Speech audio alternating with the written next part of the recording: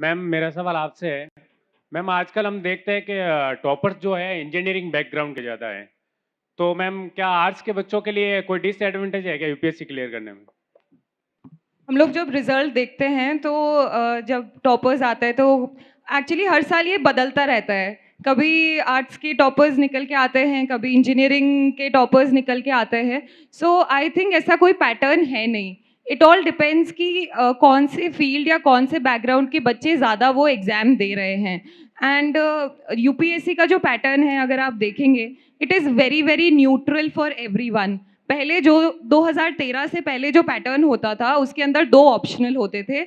उसमें usually engineering services, engineering background से जो बच्चे होते थे वो दो साइंस टाइप के सब्जेक्ट ले लेते थे जो ज़्यादा स्कोरिंग होते थे, and that is why more selections from the engineering background. 2013 के बाद जो यूपीएससी का जो पूरा सिलेबस है, जो स्ट्रक्चर है, वो काफ़ी इवन हो चुका है।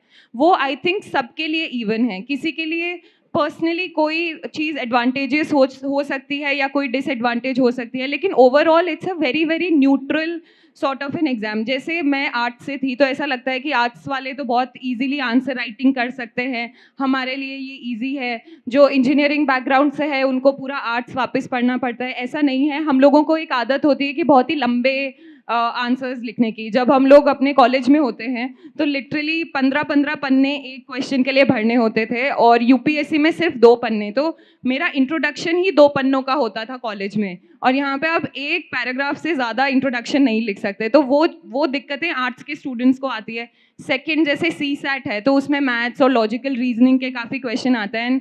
आर्ट्स में यूजुअली हम लोग वो वाली चीज़ों की तैयारी नहीं करते, तो वो सेकंड दिक्कत मुझे आई थी।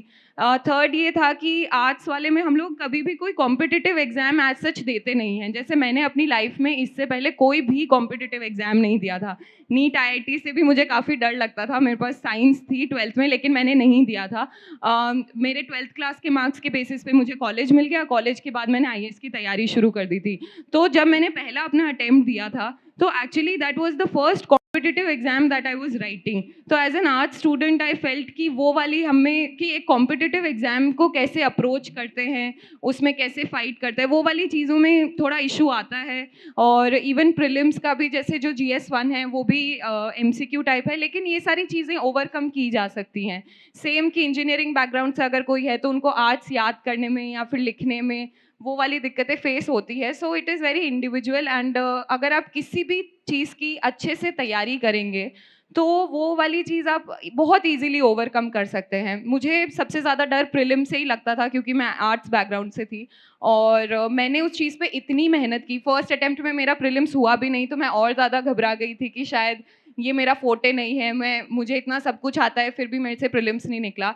नेक्स्ट जो मेरा अटेम्प्ट था, मैंने 6 महीने सिर्फ प्रीलिम्स की तैयारी की। मैंने इतने टेस्ट सीरीज़ लगाए। आई थिंक उस टाइम पे मैंने 4 टेस्ट सीरीज़ लगाए थे पूरे, तो मोर देन 150 टेस्ट मैंने सॉल्व किए थे। तो मैंने उस चीज़ पे इतनी मेहनत की कि मेरा 20 प्लस मार्जिन से प्री निकला, जो कि बहुत बड़ी बात होती है। और जो नेक्स्ट प्री भी था वो भी मेरा बहुत कम समय में बहुत ज़्यादा मार्जिन से निकला। तो उससे मैंने ये रियलाइज़ किया कि कोई भी चीज़ आपकी कमज़ोरी नहीं होती है। वो कमज़ोरी तभी तक है जब तक आपने उस पे मेहनत नहीं करी है। And this exam is very very equal and even for everyone. किसी की कोई वीकनेस हो सकती है, किसी की कोई और। सो identify your weakness, work on it, and definitely you can clear. It is just an examination. Thank you.